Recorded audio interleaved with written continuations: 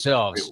Jaron might be ignorant enough to trade him to the Pack, but even he's not ignorant enough to trade him to Philly. You think I'm an idiot?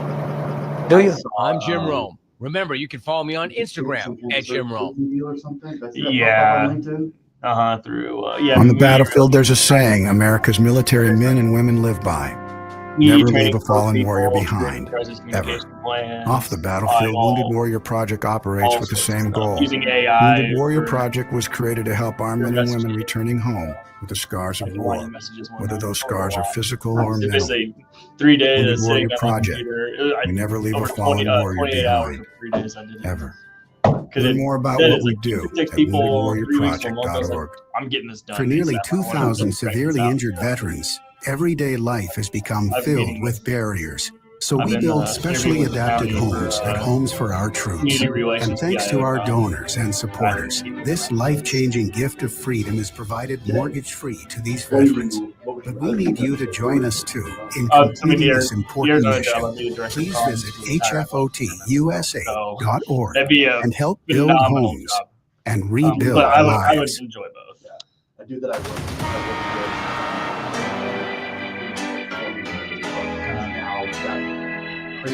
now the marketing director for Ole Miss basketball. I work directly with Chris Beer, runs his socials for him. That's pretty Now from Wichita's most listened to sports radio, 97.5 and 1240 KFH. This is Sports Daily.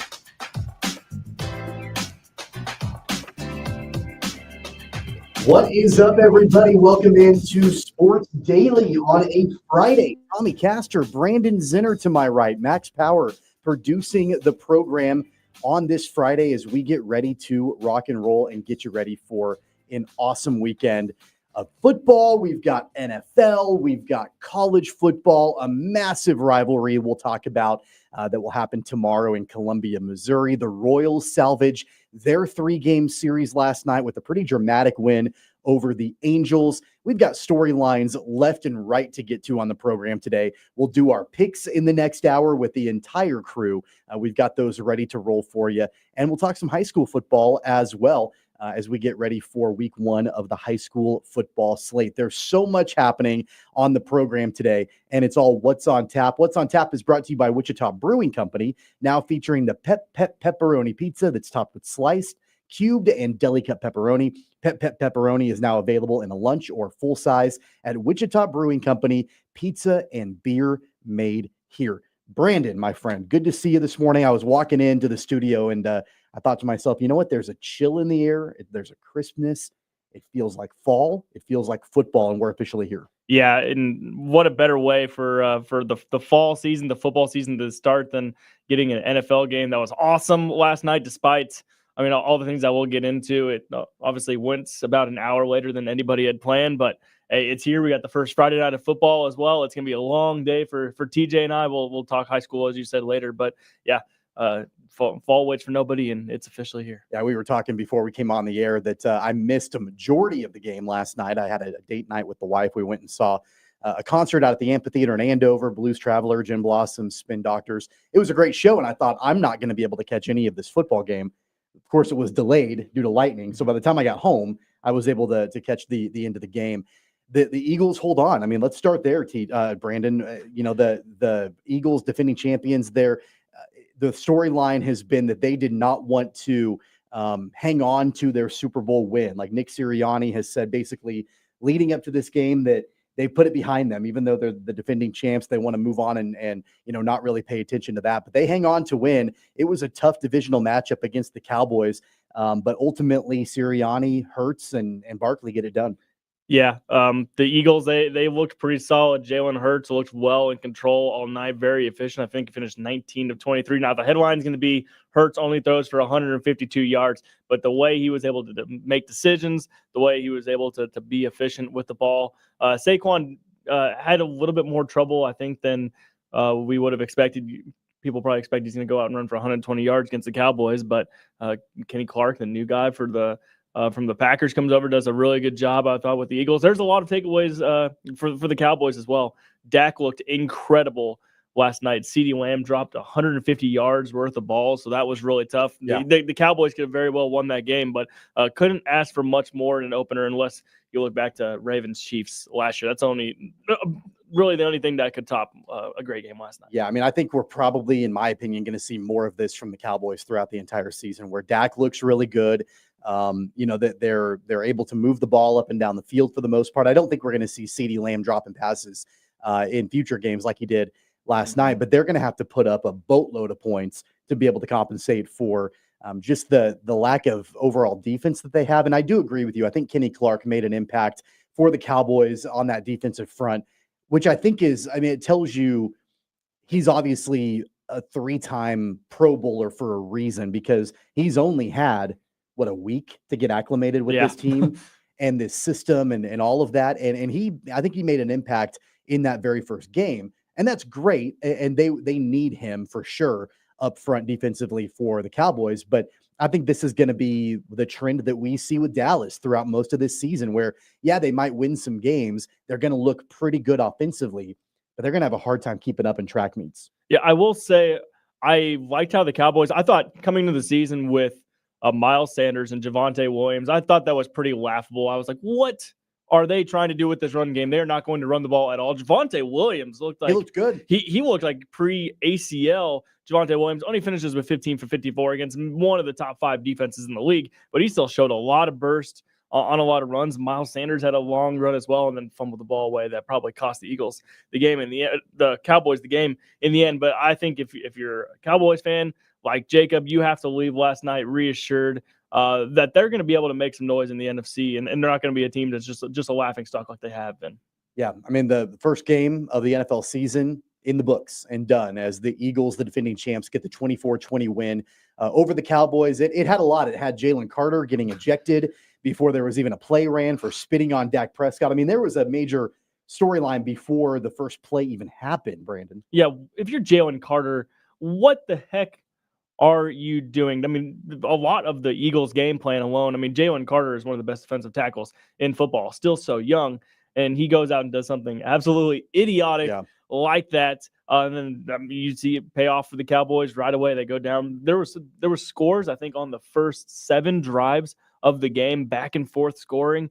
I mean, and wasted no time. As you said, Jalen Carter's going to be able to cause havoc for that Eagles defense when he's in. And how stupid of him last night. Nick Sirianni, he's not happy with that. They had a lot of penalties in general. I think over 110 penalty yards by the Eagles. Got to clean that up. I think the majority of us in our picks last week, we picked that game last week. I think the majority of us picked the Cowboys to cover, and that, we laid the points with the Cowboys. I know I did. I think you did. Thanks for bringing that as up. well. Yeah. So 0-for-1, at least for me, in the NFL slate. We're going to pick the big NFL games next hour with the entire crew, Paul Savage, TJ Cleveland. I've got Jacob Albrock's picks. I'm not sure if Jacob's going to be able to join us or not, but I've got his picks ready to go for next hour as well. So it's going to be fun. We're underway. We're going to talk Chiefs Chargers in our next segment. That game taking place tonight in Sao Paulo, Brazil. All the preparations, all of the offseason, OTAs, training camp, preseason, all of that done. It's over with. We're ready to play some football tonight in Brazil, the Chiefs and the Chargers. We've talked to everybody about their thoughts on this game except for Brandon Zinner. So we'll get Brandon's take on this game, keys to victory for the Chiefs, what they're going to need to do to start 1-0 in this international game, and what are some of the major things to look for from both of these teams as we get going tonight on that kickoff game. And then, of course, we've got the whole slate of NFL games in week 1 on Sunday. And then, of course, in primetime Monday Night Football. You can stream your local NFL game all season long, kicking off with the juicy week 1 matchup between Detroit and Green Bay. That's a game we'll pick in our next hour, starting at just $30 for your first year. That's $250 a month. Visit ParamountPlus.com/NFL to get started today. We are just getting underway here on this Friday edition of Sports Daily. If you're on your way to work this morning and you want to keep listening to Sports Daily even after you park the car with the Odyssey app and Odyssey.com, you can. All you have to do is download the app for free or visit Odyssey.com and search for KFH. As I mentioned before, the Royals salvaged their series at home against the Angels. They're hanging on by a thread. We'll talk about that later on this hour and get updates on that. And, of course, look ahead to K-State back at home against Army this weekend in Manhattan, and KU heading across the border in Missouri, taking on the Tigers in that huge matchup. We'll get into all of that. We are just getting underway here on Sports Daily again on this Friday edition. Max Power is producing the program. Brandon Zinner to my right. I'm Tommy Castor. We'll be right back.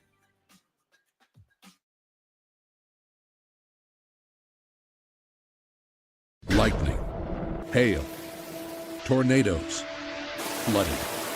It's the worst of severe weather, and it's coming. Spring brings warmer temperatures, but also dangerous weather conditions. Stay up to date day or night with the Storm Team 12 weather app. You'll get accurate forecasts, so you can plan ahead and stay safe, no matter the weather. Download the Storm Team 12 weather app, brought to you by Stutzman's Greenhouse. The future of television has arrived. Next Gen TV is here with stunning video, movie theater quality sound, enhanced voice clarity, and interactive features, all upgradable for the future. Learn more at watchnextgentv.com.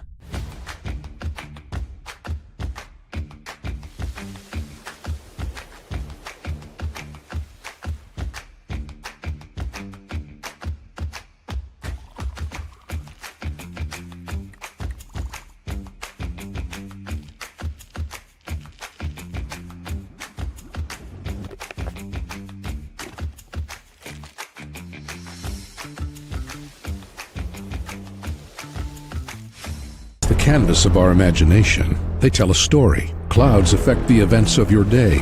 Sometimes they growl, sometimes they inspire, but they're always the messengers of nature's mood written in the sky. Storm Team 12 understands the language of clouds. We're dedicated to decoding their message so you know what to expect. Behind every cloud, there is a story waiting to be told. Trust Ross Jansen and Storm Team 12, alerting you first to the impact on your life.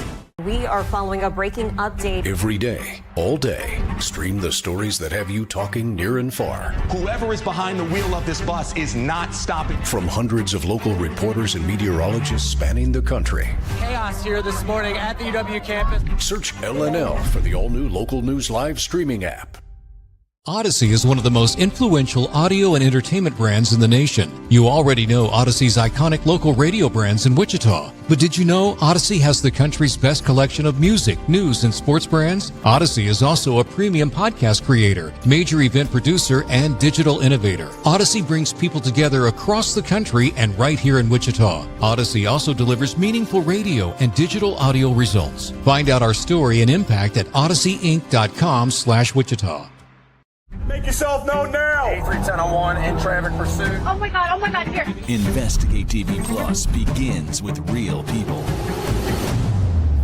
We investigate stories that impact you and inspire change every day. Something is broken. Real problems. Why are they hiding it? And real solutions. My daughter was dying in front of me. What was your reaction when he said that?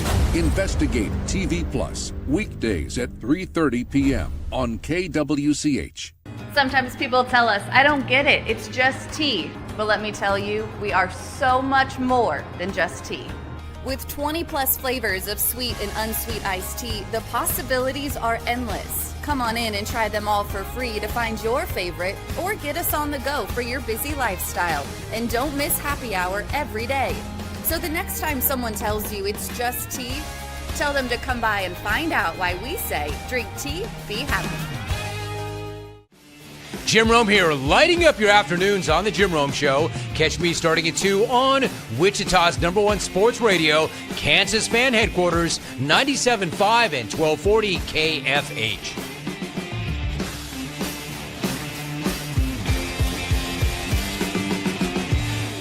Mornings are busy. We're here to make your mornings better. We report the stories that affect you. 3 more hospital lies from contaminated apple juice just a day after the FDA issued a recall.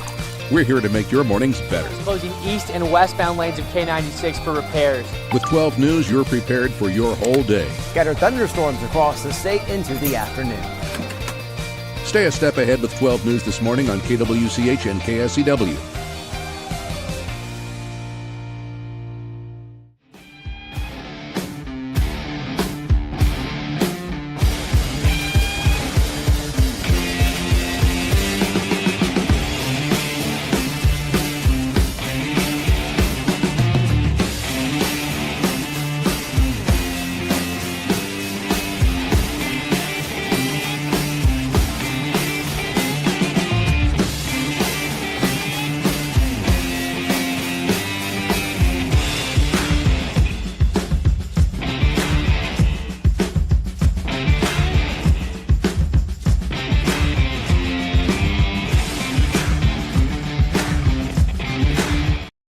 KFH.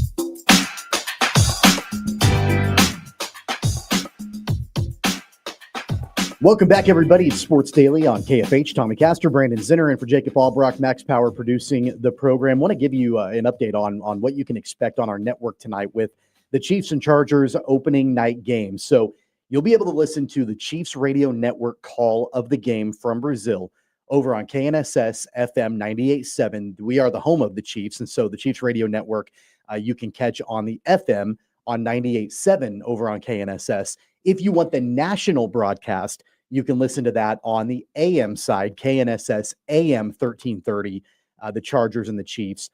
You could always switch back and forth if you want to, but we've got two different feeds of that game, one on FM, one on AM tonight over on KNSS. We're going to get into that game a little bit right now because basically, Brandon, as I mentioned before the break, all the offseason stuff is done for the Chiefs. Everything is in the books now, and we're ready to play some football overseas internationally in Brazil. Both teams did their media availability yesterday, getting ready for everything that will come with this game tonight.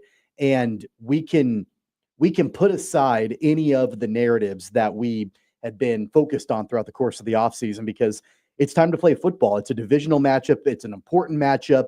Jim Harbaugh is a tough coach. The Chargers have a couple of new guys on their team, including Amari and Hampton, who I think they're going to want to lean on pretty heavily with the run game. They bring back Keenan Allen offensively. It's going to be a challenge for the Chiefs. And we know that, going back to last season, by and large, the Chargers return a lot of the same guys, not all of them, but a lot of the same guys from a season ago. I just think back to the doink for the division game, Matthew Wright hitting that game-winning walk-off field goal against the Chargers last year. It's always a tough battle when you take on LA. Yeah, it's also interesting because the Chiefs, when they play on the road at LA, that they're taking over SoFi Stadium. So it's a de facto home game for the Chiefs still, even though they're on the road. I'm interested to see what it's going to be like tonight. I imagine it's going to be probably 95% Chiefs fans sure. for the sole reason of Taylor Swift and Travis Kelce. Let's be real. Yeah, a huge divisional game to start the year. We're going to see a lot of the Chiefs whenever they played last year. It was stopping the run game. They were able to limit J.K. Dobbins a lot last year, and that was huge in those games. I think he had a combined, I just did the math, 66 yards on something like 26 carries. So that was a huge reason for the Chiefs coming out. They've won 7 straight against the Chargers as well. So that's going to be a huge key, I think, tonight. And then just being able to see, is this offense the real deal like we saw in that last preseason game, like they've talked about all season long, like we've begged for? Just make watching the Chiefs offense fun again. Big keys tonight. How concerned are you with the fact that what was not that long ago an extremely deep wide receiver room for Kansas City, not quite as deep now? Obviously, Rashee Rice is out for the first 6 games. Jalen Royals didn't travel with the team, which that's gotta sting for him as a rookie, not being able to go internationally with the team, but dealing with that knee tendonitis. And all of a sudden, you've got a wide receiver core led by Xavier Worthy, Hollywood Brown, Juju Smith-Schuster, obviously Travis Kelce at tight end. Are you concerned at all about the fact that they're not quite as deep at wide receiver as we thought they might be a couple of weeks ago? Yeah, especially when we thought Rashee Rice might be starting the year for the team. And then obviously the whole switch with the suspension, we're going to be without him for a little bit more than a month now. I do think you trust Xavier Worthy to be able to take a step here in that second year. He showed some real flashes in the second half of the season, then certainly in the postseason as well. Don't know what to make of Hollywood Brown. We still haven't really seen him contribute a whole lot as a Chief. I think Juju did have a lot of positivity last year in his return, and without Rashee Rice as well, I think there's still something left in the tank there for him. Interested to see how they use Brashard Smith and Tyquan Thornton tonight, because I think those are 2 guys that can really give you flashes. And then it's how much does Travis Kelce, it seems like he's transformed himself a little bit over the offseason, looks better. How much does that translate into game form? There's still the tools for the Chiefs, but can they put it together? I guess that remains to be seen. TJ and I talked about it yesterday about how, in my opinion, I've been saying this for quite a while now, even going back to right after the Super Bowl loss, that in my mind, it wasn't even necessarily as much of a personnel issue, like where they needed to go out and get new players and all of that. It was more of a schematic refresh that I thought the Chiefs needed. They needed, from a play calling perspective, I felt like Andy Reid, Matt Nagy, that entire offensive staff needed to sit down and regroup after the season that we saw where, I mean, let's face it, the Chiefs offense was pedestrian. They were mediocre. They really relied on the dink and dunk. And I know there were injuries and all these different things throughout the course of last season, but that's not the way that the Chiefs wanted to play offensively. So in my mind, yeah, it's personnel number one, but it's also, let's try to find a way. Defenses are clearly figuring out how to take away the deep ball. At least they did that a season ago, or at least make it more difficult on Mahomes to make that happen. We know the line play was not good for Kansas City last year, so Mahomes had no time in the pocket. But at the end of the day, I felt like they needed to have a refresh, at least with the way that they approached their offensive play calling. And I'm really excited to see if that ends up coming to fruition tonight. Yeah, it is weird how much we hold last year over Matt Nagy and Andy Reid. And then when you look, it's a perfect storm. Everything goes against the offense, and they still get to the Super Bowl. Yeah. The line was atrocious. They go into the year thinking that they're going to have Rashee Rice, Isaiah Pacheco, and Hollywood Brown. They lose Hollywood Brown before the second snap of the preseason. Rashee Rice goes out for the year in the fourth game as well. Isaiah Pacheco hurt early in the year, never had that burst again the rest of the season. They notoriously take rookies slowly along in the process, and you saw that with Xavier Worthy really until that Buffalo game. I think it was week 12 when he really started to blow up. And then next thing you know, we see the second half of the Super Bowl. We're like, where's this Chiefs been the entire year? Is that the Chiefs that's going to turn over into 2025? Remains to be seen, but I think a little refresh of personnel, a little refresh of the scheme, and having the pieces and the line to be able to put everything together should make for a much better 2025. Well, and now knowing that they've got what seems to be a long-term anchor at left tackle in Josh Simmons to at least allow Patrick Mahomes, you would think, even a second longer in the pocket, how likely do you think it will be that we see tonight the Chiefs taking some downfield shots? Yeah, especially with Xavier Worthy. I think that's going to be built in a little bit. And then, like I said, Tyquan Thornton, I think he is due for he's going to go out and probably have a catch of 20-plus yards. That's the kind of game that he can play. And then Travis and Kelce, notoriously, despite the Chargers having Derwin James, Travis Kelce notoriously is a Chargers killer as well, always plays well against them. I think Mahomes and Andy Reid, why would they it depends on the field's conditions as well. That's going to play into a lot of how the game works out. But I think they're definitely going to try to showcase that deep ball and and show the league that they are back. What are you most concerned about for the Chiefs? Is there a particular unit that you've got question marks about going into this game? I mean, it has to be, just even going back to last year, it has to be the pass rush. Are they able to get after Justin Herbert? Because if you're going to let him sit back there and carve you up over 30 pass attempts, they're not going to go out and throw the ball 45 times. And that's not the Chargers. But I mean, this team just did not get off the quarterback at all last year. I think Karlaftis had 10.5 sacks. Chris Jones had 8.5, but this wasn't a unit that really was able to get the quarterback on the ground. And if you give a guy like Justin Herbert, who I'm still a skeptic about, I'm not as high on him as a lot of people are, but if you're going to give him time to sit back there and carve you up with, I mean, they have Ladd McConkey and not much behind him anyway. But you're going to lead the Chargers right there in the game. And if it's a one-possession game there in the fourth quarter, you give them the chance. You just never know. I want to see how Jim Harbaugh uses Ladd McConkey now that Keenan Allen is back. Because I know McConkey is versatile and can play all over the field. He showed that in college. But the role that he's been playing with the Chargers, the role he played last year was basically Keenan Allen's role, right? And now you've got Keenan Allen back. How do you then utilize and deploy Ladd McConkey out on the field? I'm curious to see how those two guys, will coexist out on the field and what the target distribution will look like between the two. But at the end of the day, for me, and I mentioned this yesterday with TJ, I really, really feel like the Chargers will have the best opportunity to beat the Chiefs tonight if they establish the run early. It looks like Najee Harris is good to go. I really like Omarion Hampton. I think he's going to have a big season. Our guy, PJ Glasser, yesterday in his betting segment with us, he said that he thinks Omarion Hampton will be the offensive rookie of the year this year. So he's really high on Hampton. I think that's going to be the best way. And we know that there's a little bit of uncertainty with the Chiefs defensive front.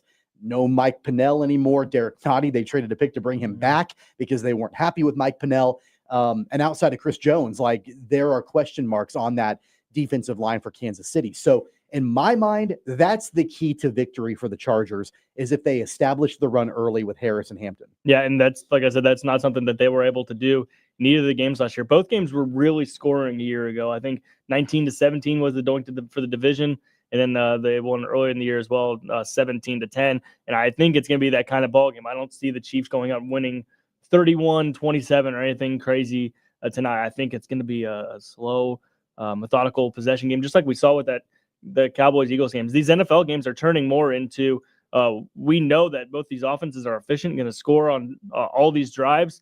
We got to really limit the possessions that teams get, and that started because teams were afraid of the Chiefs' offense all these years ago. But if they're able to come out and establish Amari and Hampton and Najee Harris, both of them making their first ever starts or playing for the Chargers for the first ever time, that's going to really make it difficult for the Chiefs. But, I mean, with Nick Bolton, Drew Tranquill, you got to like the Chiefs' offenses, the Chiefs' defense, their chances of at least slowing down that Chargers run attack. So yesterday on the Rich Eisen show, which you can hear right here on KFH, Rich was talking about the game, and of course he's calling the game on TV on NFL or on the YouTube. Is it YouTube TV or YouTube.com? It's YouTube. You go to the YouTube app, YouTube.com. You're watching the game for free. So Rich Eisen and Kurt Warner are calling the game from Brazil, but Eisen on his show yesterday, which you heard here on KFH, said that he talked to Jim Harbaugh, and in a pre-broadcast meeting, Harbaugh told Eisen that Amari and Hampton will be the starting running back over Najee Harris tonight, which is interesting. I mean, like, obviously they feel like Harris can bring a little different kind of a wrinkle, but they are extremely high on Amari and Hampton. And so I think it wouldn't surprise me if we see him early and often in this game for sure for the Chargers. You know, I wondered, Brandon, when you're looking at all of the different things that have culminated over the course of the offseason and the fact that, you know, the Chiefs have a bad taste in their mouth after the Super Bowl loss. They go and they retool their offensive line. They bring in Josh Simmons. They bring in Jalen Moore to, you know, help with the depth on the offensive line. You know, they've got, by all accounts, a better offensive setup for them. There's a really good possibility. Jacob and I have talked about this a couple of times. There's a really good possibility that the Chiefs are actually more talented and a better team, but win fewer games this year. You know, it's hard for me to think that all the breaks are going to go their way like they did a season ago, where they ended the regular season 15-2. Yeah, that's where it comes down to is that team should not have won 15 games last year. They didn't have the talent to do that. They certainly made more mistakes than most 15-2 teams make, but they still, I mean, you think back to the Bengals game early in the year, if it wasn't for a pass interference on the fourth down, 4th and 20, 40 yards downfield, they lose that game. There was multiple instances. Isaiah Likely his toe was on the line. His toenail. There's so many instances. The blocked like field goal against Denver, the doink for the division with Matthew Wright. Like, there were all of these situations a year ago. That's like probably nearly impossible to duplicate. Yeah, exactly. I think there's a chance we go and see them win more games by double digits this year, but they also are probably going to lose a couple more close games. But still, in the AFC, I mean, these teams are going to beat up on each other. Everyone in the AFC that's good plays each other this year. 13-4 could get you the 1 seed, could get you in a tie for that, maybe the 2nd seed. I don't expect 15-2 again, but I think it's going to be much more pleasant on the eye this year. Where do you have the Chargers in the division? Do you have them? I'm assuming you don't have them winning the division, but do you at least have them second over the Broncos, or where do you stand on that? I still do have them second over the Broncos. Go look at who the Broncos beat down the stretch last year. I think the best quarterback that they beat whenever they went on that run, I think they ended the year 7-1. The best quarterback they beat in that stretch was Trevor Lawrence. Other than that, they're playing the likes of don't quote me on the exacts right now. I looked at it earlier, but the likes of Jarrett Stidham and all those guys, they didn't beat anyone good to end the year. I like the Broncos a lot. I love Cortland Sutton. I think Bo Nix has a bright future, but the people that are crowning them division champs, saying that they could be a sneaky deep playoff run team, I'm still not buying that. I think they're still a couple years away, a couple pieces away. But yeah, I still think the Chargers have a really good chance to sneak in as a wild card. It's gonna be tough in the AFC with the likes of the Bengals. Yeah. I'm not a Steelers buyer or whatnot, but there's a lot of good teams. Where are the Texans and the Jags going to figure in? There's a lot of good teams in the AFC. Our buddy Rick chimes in on YouTube and says, have you seen the Bills' easy schedule? I have, Rick. I think that, obviously the Bills play the Ravens in their opening game, so that's not easy at all. And the Bills are actually home underdogs in that game. That'll be one we pick next hour. But yeah, I think that obviously the top level competition in the conference, it always is that way. The Bills and the Ravens and I do think that the Texans are due for a little bit of a bounce back. They might be a tier down from these other teams as far as legitimate contenders, but they play in a relatively easy division and they could certainly make a run in the AFC South. The level of competition, I think there's much more parity in my mind in the AFC than there is in the NFC. And so it's going to be interesting to see how that all pans out in the division for me. And we picked this last week on the show. I do have the Broncos at number 2. And really that's solely because of Sean Payton and the relationship that he's built with Bo Nix. I do feel like they'll take that next step forward and end up in second place in the division. I think they'll win double-digit games. I think the Chargers might win 10. I've got them right around 9 wins, but I think the Raiders will be better than what they were a season ago. Think about the head coaches in that division alone. Andy Reid, Jim Harbaugh, Sean Payton, Pete Carroll. Are you kidding me? That's like the Mount Rushmore of coaches, all in the same division, all competing against each other. That's just wild. Yeah, I'm looking at the Broncos to end the year. They ended the year 6-2. They beat Kirk Cousins, who was probably the best quarterback they beat in the final 2 months of the season. Then they beat the Raiders, who I think was Aiden O'Connell. They beat Cleveland. It might have been Joe Flacco at that point. I'm not sure. The Colts had Anthony Richardson, who's now a backup, and then they beat the Chiefs, who were quarterbacked by, it wasn't Chad Henne, Carson Wentz. Carson Wentz started that game. There you go. The Broncos made do of the teams they had to play. But they paid Benito.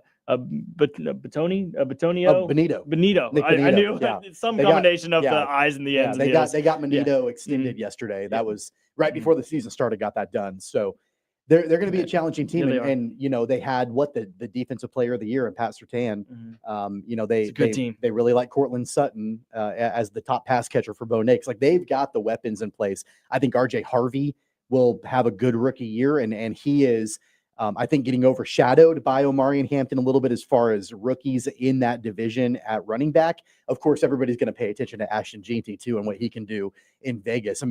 That division alone with rookie running backs, it's wild to me. Yeah, it's going to be an electric offensive. Each team has their defensive strengths as well, but I think there's so much good offensive potential in this division when you look at the Omarion Hamptons, when you look at the Ashton Jeantys, when you look at the Bo Nix and Cortland Suttons, and then obviously all the things that the Chiefs have to offer as well. It's going to make for, I think, as competitive as the division has ever been. Now, we say that, it seems like every single year, it's the Chargers year. We're going to see the Broncos take a step, and then the Chiefs probably going to go win the 10th AFC West title in a row this year. But talking about the Bills' easy schedule, no one has an easy schedule. You all have to play all your road games, and they still have to play the Ravens. They still have to play the Chiefs. They still have to play Tampa Bay, Cincinnati, Philly. You got to play the Patriots on the road. There's nothing easy about that. The Bills also have maybe the best player in football. So I still like the Bills. We're going to pick the Bills-Ravens game. That's Sunday Night Football.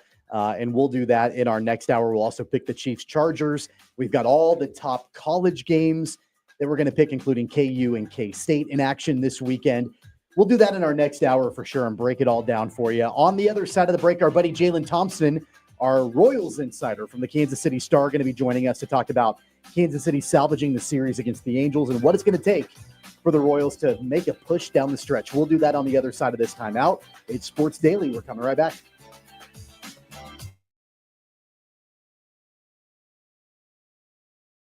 Lightning, hail, tornadoes, flooding. It's the worst of severe weather, and it's coming. Spring brings warmer temperatures, but also dangerous weather conditions. Stay up to date day or night with the Storm Team 12 weather app. You'll get accurate forecasts, so you can plan ahead and stay safe, no matter the weather. Download the Storm Team 12 weather app, brought to you by Stutzman's Greenhouse. The future of television has arrived. Next Gen TV is here with stunning video, movie theater quality sound, enhanced voice clarity, and interactive features, all upgradable for the future. Learn more at watchnextgentv.com.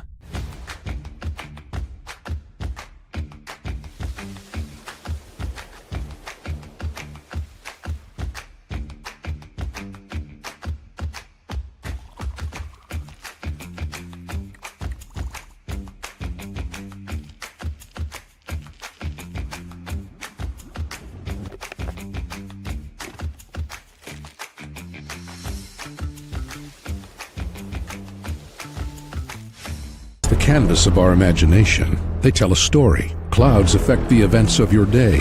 Sometimes they growl, sometimes they inspire, but they're always the messengers of nature's mood written in the sky. Storm Team 12 understands the language of clouds. We're dedicated to decoding their message so you know what to expect. Behind every cloud, there is a story waiting to be told. Trust Ross Jansen and Storm Team 12, alerting you first to the impact on your life. We are following a breaking update. Every day, all day, stream the stories that have you talking near and far. Whoever is behind the wheel of this bus is not stopping. From hundreds of local reporters and meteorologists spanning the country. Chaos here this morning at the UW campus. Search LNL for the all-new Local News Live streaming app. Odyssey is one of the most influential audio and entertainment brands in the nation. You already know Odyssey's iconic local radio brands in Wichita. But did you know Odyssey has the country's best collection of music, news, and sports brands? Odyssey is also a premium podcast creator, major event producer, and digital innovator. Odyssey brings people together across the country and right here in Wichita. Odyssey also delivers meaningful radio and digital audio results. Find out our story and impact at odysseyinc.com/Wichita. Make yourself known now. 31001 in traffic pursuit. Oh my God, here. Investigate TV Plus begins with real people. We investigate stories that impact you. And inspire change every day. Something is broken. Real problems. Why are they hiding it? And real solutions. My daughter was dying in front of me. What was your reaction when he said that? Investigate TV Plus, weekdays at 3:30 p.m. on KWCH. Sometimes people tell us, I don't get it, it's just tea. But let me tell you, we are so much more than just tea. With 20 plus flavors of sweet and unsweet iced tea, the possibilities are endless. Come on in and try them all for free to find your favorite or get us on the go for your busy lifestyle. And don't miss happy hour every day. So the next time someone tells you it's just tea, tell them to come by and find out why we say, drink tea, be happy. Jim Rome here, lighting up your afternoons on The Jim Rome Show. Catch me starting at 2 on Wichita's #1 sports radio, Kansas Fan Headquarters, 97.5 and 1240 KFH.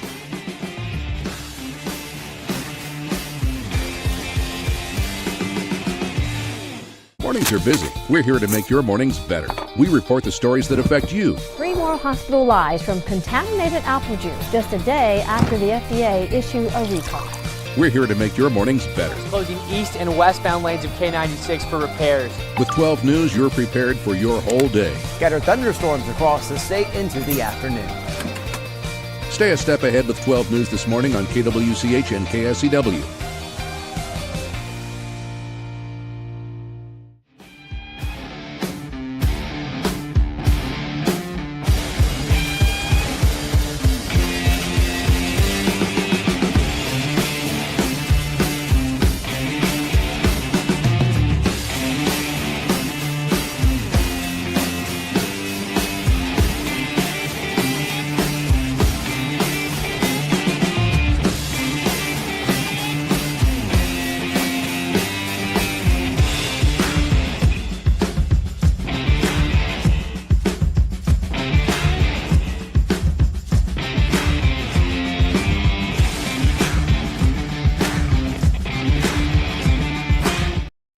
Salvage.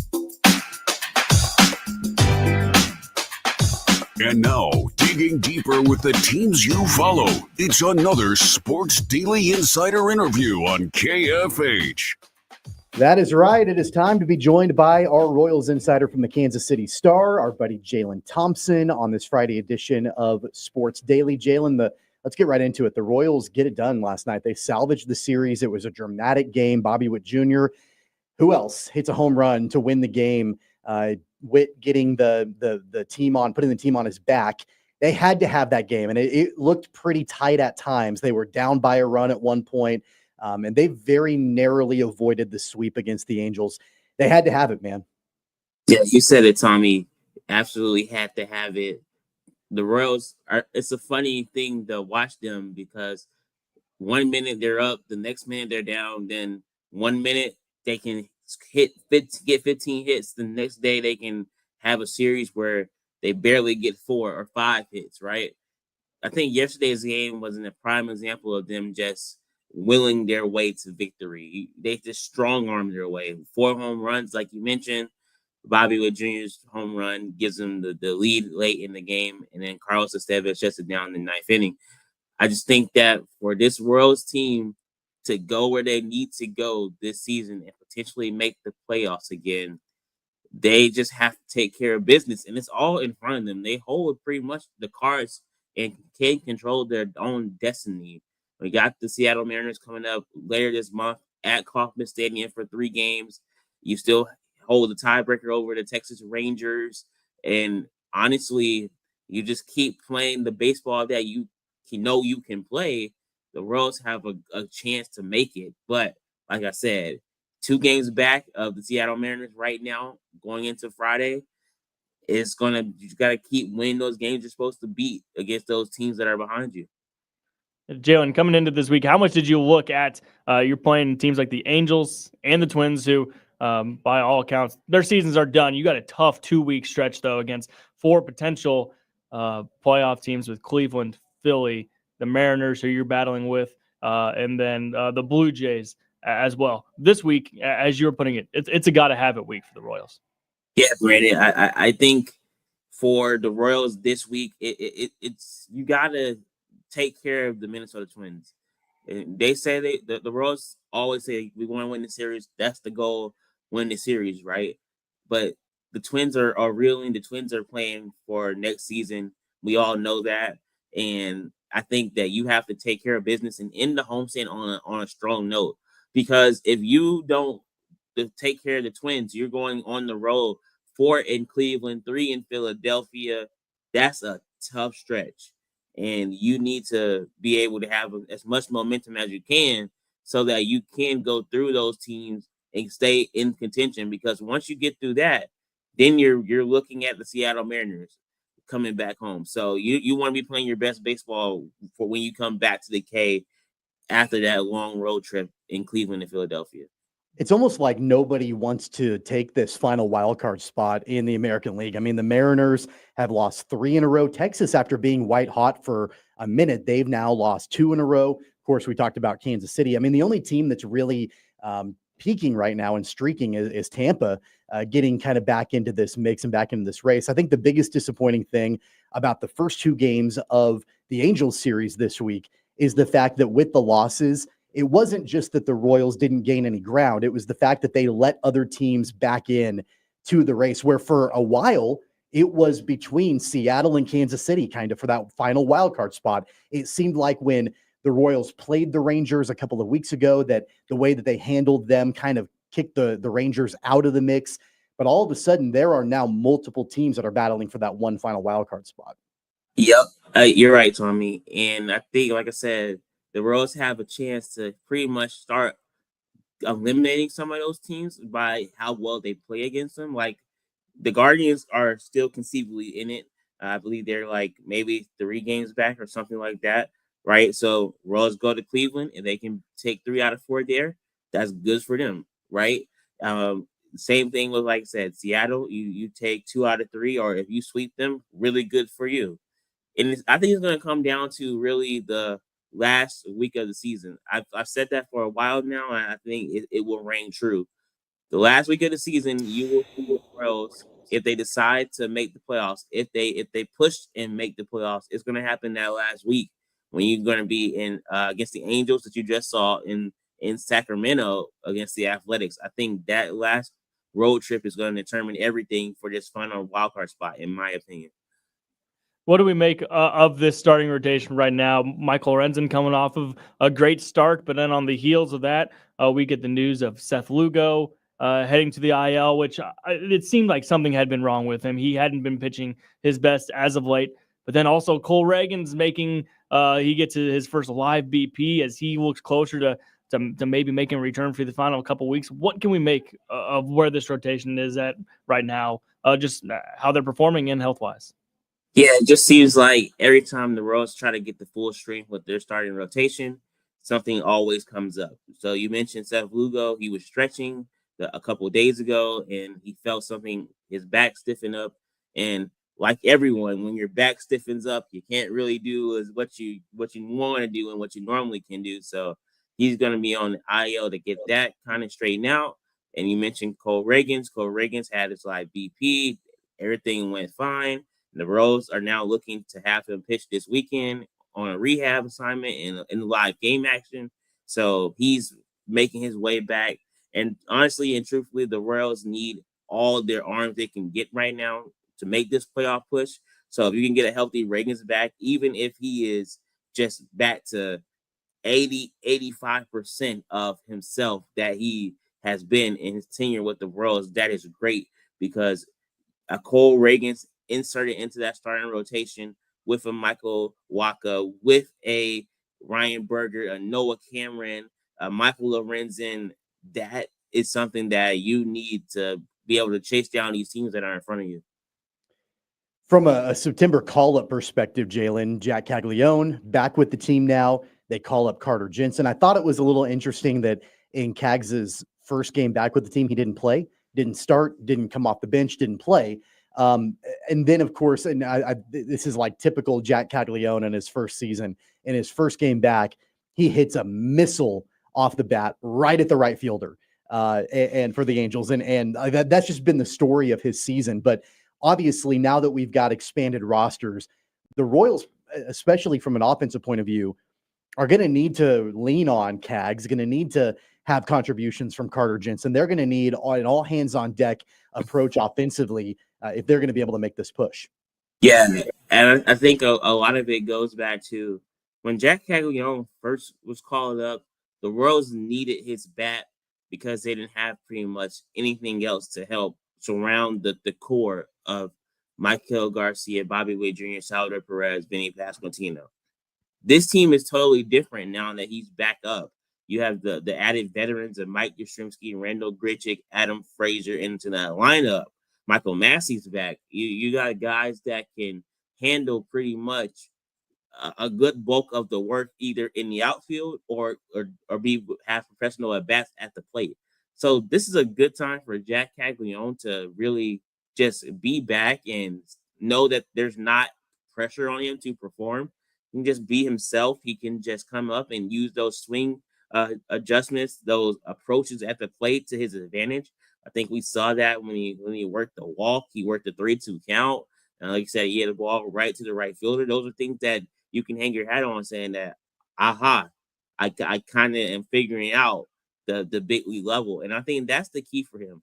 Same for Carter Jensen. Carter Jensen comes up. This is experience for him because in all reality, now that he's up, he's looking like he will probably have a great leg up to be the backup catcher next year behind Salvador Perez. And let's not forget that the Royals also have to decide whether they want to keep Salvador Perez. He has a $13.5 million club option for next year as well. So I believe the Royals are going to pick that up easily just based off what Salvi is meant to the team and the organization. But you got to start looking at also the future because Salvi's 35. He's going to be 36 next year.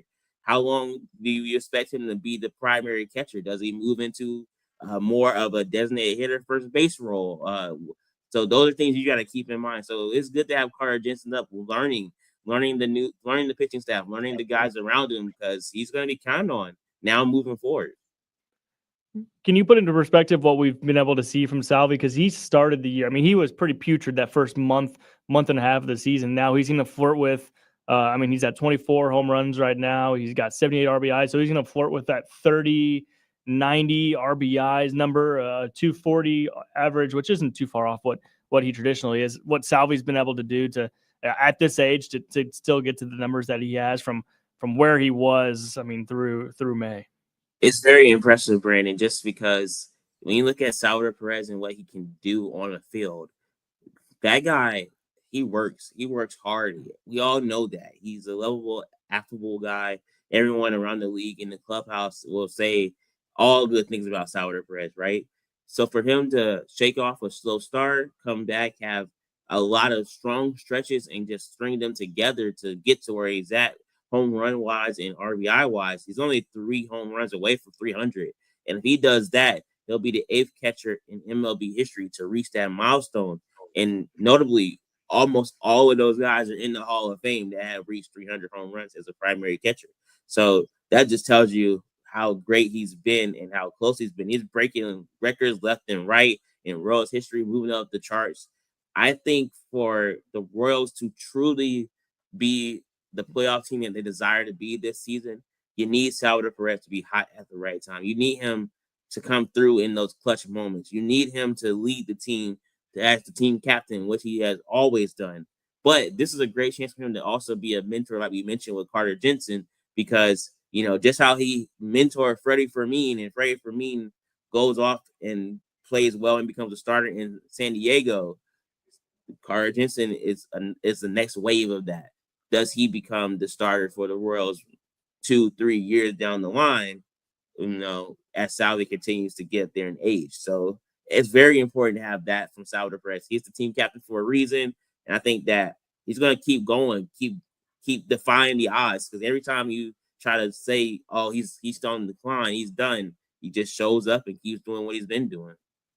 It's another critical weekend for the Royals at home at Kauffman Stadium, as they're 2 games over 500. They're 2 games back of the final wild card spot, taking on a Twins team that, you know, the Twins are not very good. They shipped away most of their players, but the last time the Royals faced them, they had a hard time against the Twins, and that was on the road. This is at Kauffman Stadium. They're going to have to do better than they did the last time they faced Minnesota.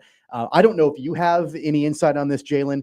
I'm not seeing that the Twins have named a starting pitcher for tonight yet. It looks like it's still TBD, at least from what I can tell. Michael Wacha on the hill tonight for the Royals, Stephen Kolek and Joe Ryan on Saturday, Michael Lorenzen, Bailey Ober on Sunday. Are you seeing anything about a starting pitcher for tonight? I haven't seen anything yet, Tommy, on a starting pitcher for tonight, but I can tell you right now, the Royals need to win this game tonight, especially because all of Kansas City, we all know where everyone's eyes are going to be at the same time on the Chiefs. So this is a perfect game for them to take care of business, get it done early, let their fans go ahead and enjoy the Chiefs, because that's where their attention is going to be at, right? And then you get ready for Joe Ryan and Bailey Ober, because that's going to be tough this weekend. It's going to be a crucial weekend for Kansas City, that game at the K tonight, and you can hear all of it right here on KFH. Jalen, we appreciate your time today, man. Thank you, Tommy and Brandon. I appreciate it. All right, there goes Jalen Thompson, our Royals insider. On the other side, Jay Delling from the Heritage Classic going to be joining us to talk about that on the other side. It's Sports Daily. We're coming right back.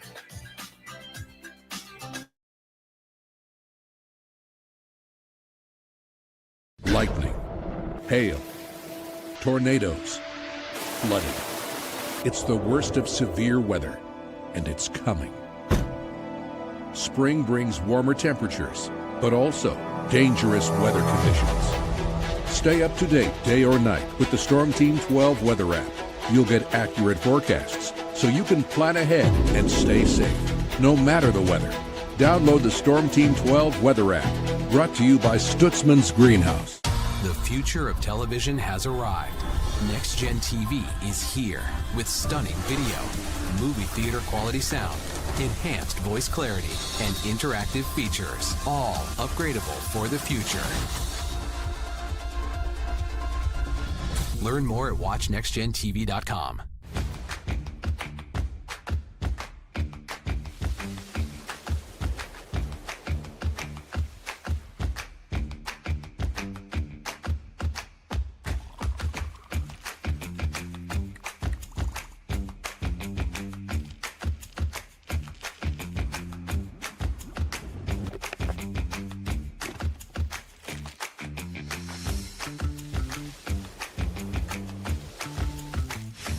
The canvas of our imagination. They tell a story. Clouds affect the events of your day. Sometimes they growl, sometimes they inspire, but they're always the messengers of nature's mood, written in the sky. Storm Team 12 understands the language of clouds. We're dedicated to decoding their message so you know what to expect. Behind every cloud, there is a story waiting to be told. Trust Ross Jansen and Storm Team 12, alerting you first to the impact on your life. We are following a breaking update. Every day, all day, stream the stories that have you talking near and far. Whoever is behind the wheel of this bus is not stopping. From hundreds of local reporters and meteorologists spanning the country. Chaos here this morning at the UW campus. Search LNL for the all-new Local News Live streaming app.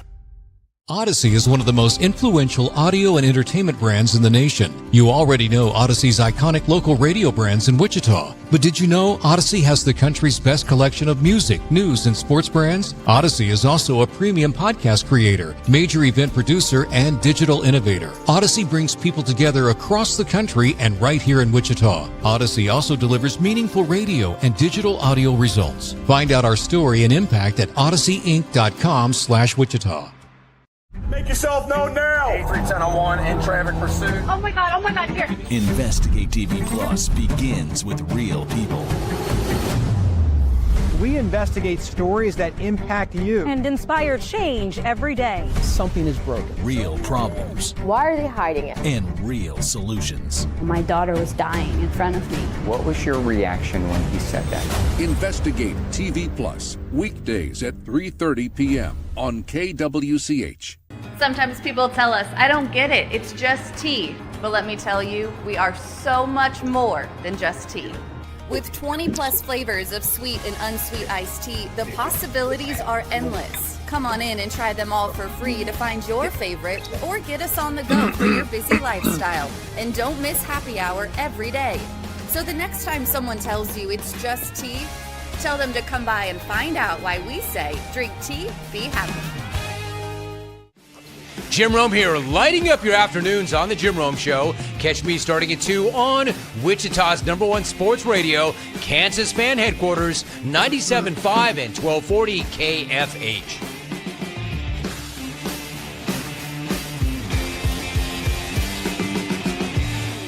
Mornings are busy. We're here to make your mornings better. We report the stories that affect you. 3 more hospital lies from contaminated apple juice just a day after the FDA issued a recall. We're here to make your mornings better. Closing east and westbound lanes of K96 for repairs. With 12 News, you're prepared for your whole day. Scattered thunderstorms across the state into the afternoon. Stay a step ahead with 12 News this morning on KWCH and KSCW. Because he's been a real stickler. I don't know why. I don't know, 5 million.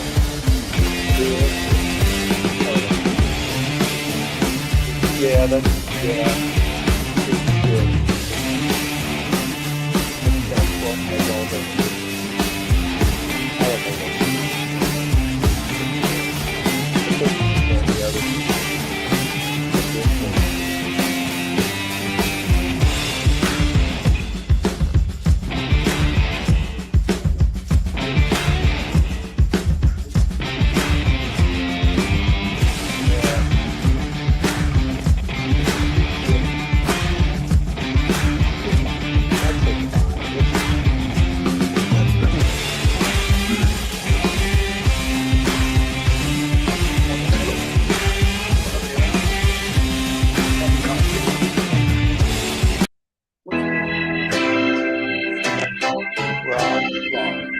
What are you going to do him? Well, now from Wichita's most listened to sports radio, 97.5 and 1240 KFH. This is Sports Daily. Welcome back, everybody. Hour number 2 of Sports Daily on this Friday. Tommy Castor, Brandon Zinner, and for Jacob Albrocht. Max Power producing the program. Our thanks to Prairie Fire Coffee this morning, providing us the great coffee every single morning here at the Odyssey Studios. We appreciate them and keeping us fueled up and caffeinated every single day here on Sports Daily. We're joined right now by our buddy Jay Delling out at the Heritage Classic, Rolling Hills Country Club. Jay, round number 1 in the books. It was a a beautiful day yesterday for golf, and a little cooler today. Might get a little bit of rain, as it kind of rolls through. Certainly doesn't feel like the Heritage Classic from a year ago when temperatures were over 100 degrees. It feels like opening Friday of high school football is what it feels like. It does. A little chill in the air out there. There's a lot of chill in the air, and it's sprinkling out here now. I think we're going to get some weather that's going to come in right around lunchtime. But as long as there's no electricity in it, the players will play through it. But yeah, yesterday, as you said, we had perfect weather. The kind of weather that Mr. Zinner over here loves to play in. He's kind of a fair weather golfer. So he's if he had a tee time today, I'm the opposite. I will be out walking at 10 o'clock when it's 100 degrees out there. You put me in any weather, I'll play golf. Not well, but I'll play golf. That's what I like about you. But no, we had a great first round. Conditions were really soft yesterday because we had about a half inch of rain come in on Tuesday night. So the golf course was soft. The temperatures in the morning were actually cool, maybe not quite as cool as it is this morning, but it was in the upper 50s. And so scoring wasn't as low as we generally see it, but the cream rises to the top, and Haley Jones, who tops the point list on the Annika Women's All-Pro Tour, leads after the first round after shooting a 5-under par 67. There's a fivesome at 3-under, so Jones has a two-shot lead entering today. She played in the morning yesterday, so she's going to play potentially in the inclement weather this afternoon. So those players who played yesterday afternoon are playing this morning, and if somebody can get a low round going, it could pose some difficulties for players that are playing this afternoon. Haley Jones is the only player on the Annika Tour this season with multiple wins. Of course, Haley Cooper, who won the tournament last year, had multiple wins on the tour as well. You mentioned the 5-under round. She bogeyed a par 5. I was looking at your notes yesterday that no player in the field had a bogey-free round. And so even though the course was a little bit soft, there were certainly still some challenging holes for some of these players out there. Yeah, for Haley, I think the most challenging part of yesterday's round was her what would be her conversation with her grandma last night, because her grandma said the thing she hates most about golf is when her granddaughter makes bogeys on par 5. She was joking with me about that. She bogeyed a par 5. Actually, so did Sadie Engelman, who's one of the 5 at 3-under par, and Sadie Engelman is 12th. So she has a lot at stake this week too. But no, Haley Jones has been just an example of excellence this year on the Annika Women's All-Pro Tour. She leads the tour in top 10s with 7. She's made 11 cuts out of 12 tournaments. She's won twice. She leads the tour in stroke average. I mean, she's done everything right. She's got a solid game. T. Green, the players that I talk to say that Haley Jones is prepared to go to that next step, that next level, that next step, the LPGA Tour, as anybody on this tour. And she's just such a delight to be around. And so it's hard not to root for her. And as I told her yesterday, I said, well, we got another Haley at the top of the leaderboard here in Wichita at Rolling Hills, the birthplace of the LPGA. And she kind of laughed. She said, yeah, that's true. Maybe that'll be my lucky charm. Jay, can you talk about just what you feel in the air out there? Is it energy? Is it tense? Is it pressure? Because you have some of the best golfers in the world all gathering, and they're playing for the most amount of money that they're going to be playing for on this tour all year long. Great point. And yes, because they are very aware that they're playing for a big purse. A typical purse on this tour is somewhere between $60,000 and $80,000, with about $10,000 going to the winner. This week, the total purse is $100,000 $20,000 going to the winner. A lot of other things at stake too, because they're playing for points. This is the Tour Championship. This is the last event of the year. They're playing for positioning on how LPGA qualifying school is going to be. The top 5 point earners after this week will get exempt into the second stage of qualifying, so they won't have to go through stage 1.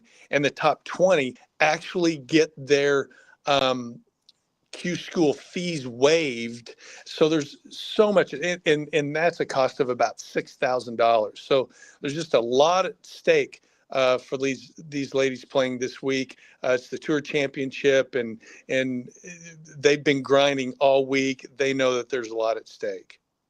Let's talk about the fan experience and the weather for this weekend, Jay. It's going to be gorgeous this weekend, it looks like, with temperatures in the low 70s.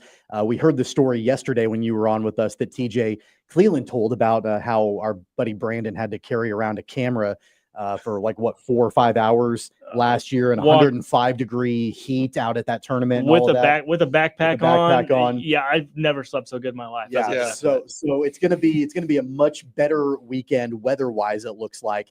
And the fan experience has stepped up quite a bit too.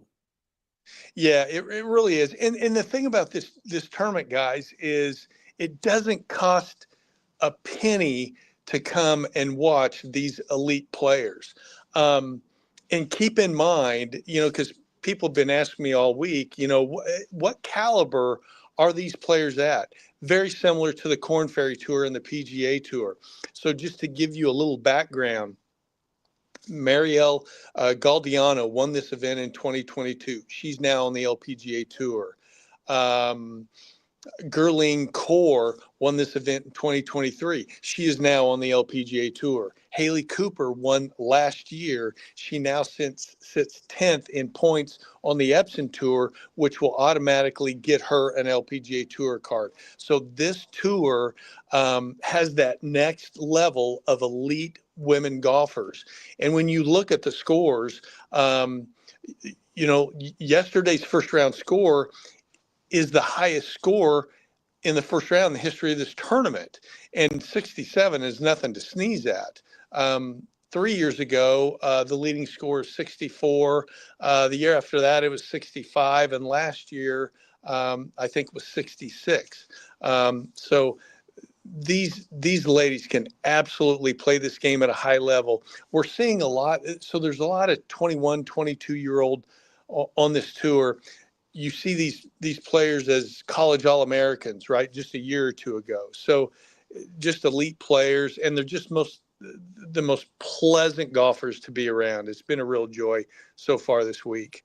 We can't forget about the fact that Sunday, the final round, Annika Sorenstam herself will be on site, which is just that's huge. I mean, I can't even express how awesome it's going to be to have arguably the greatest female golfer of all time on site at Rolling Hills Country Club to celebrate the winner, to talk to media, talk about the impact of her tour, of this tournament, of Rolling Hills Country Club, all of that. That's going to be monumental. And we've been talking to her entourage, and this is how Annika feels. So when she's going to be on property, I think by about 11:30, and so she's going to meet with some key sponsors. She's going to do media, and then in her words, she said, I want to spend the majority of the time out with my players.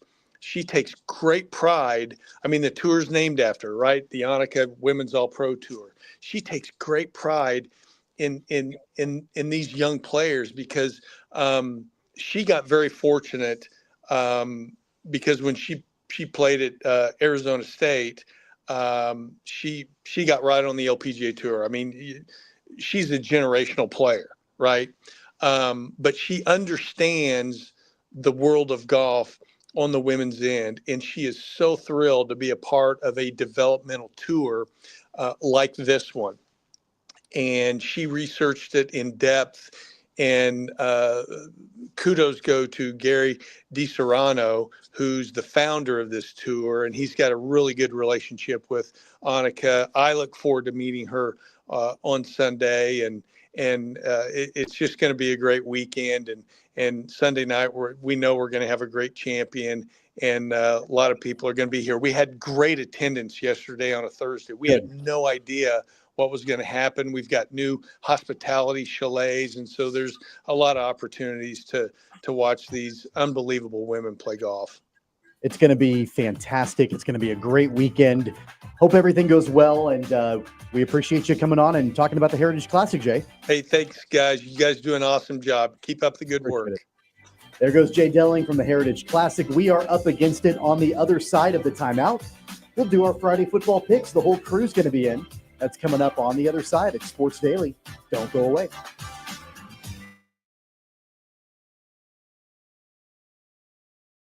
Lightning, hail, tornadoes, flooding. It's the worst of severe weather, and it's coming. Spring brings warmer temperatures, but also dangerous weather conditions. Stay up to date day or night with the Storm Team 12 weather app. You'll get accurate forecasts, so you can plan ahead and stay safe, no matter the weather. Download the Storm Team 12 weather app, brought to you by Stutzman's Greenhouse. The future of television has arrived. Next Gen TV is here with stunning video, movie theater quality sound, enhanced voice clarity, and interactive features, all upgradable for the future. Learn more at watchnextgentv.com.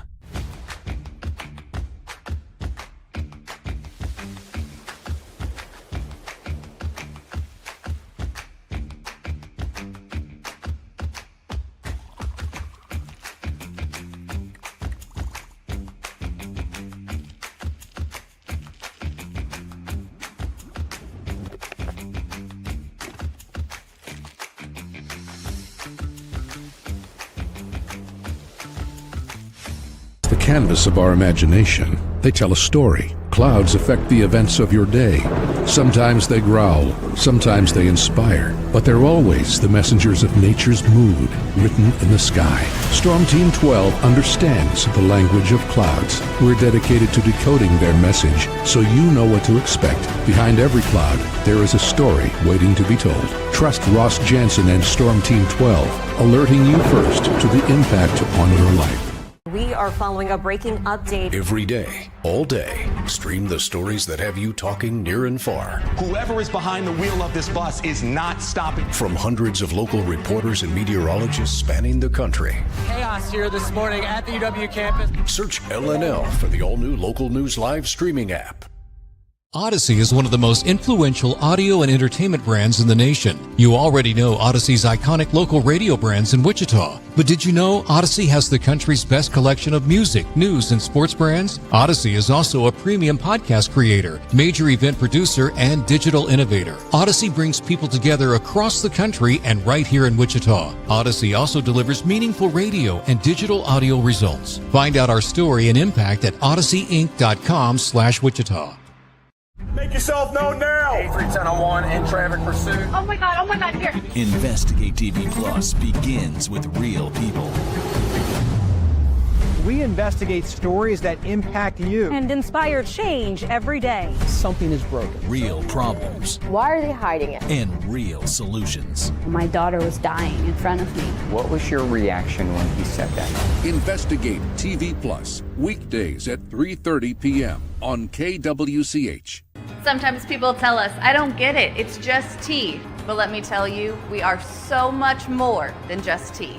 With 20 plus flavors of sweet and unsweet iced tea, the possibilities are endless. Come on in and try them all for free to find your favorite or get us on the go for your busy lifestyle. And don't miss happy hour every day.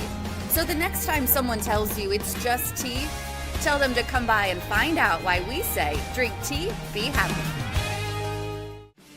Jim Rome here, lighting up your afternoons on The Jim Rome Show. Catch me starting at 2 on Wichita's #1 sports radio, Kansas Fan Headquarters, 97.5 and 1240 KFH.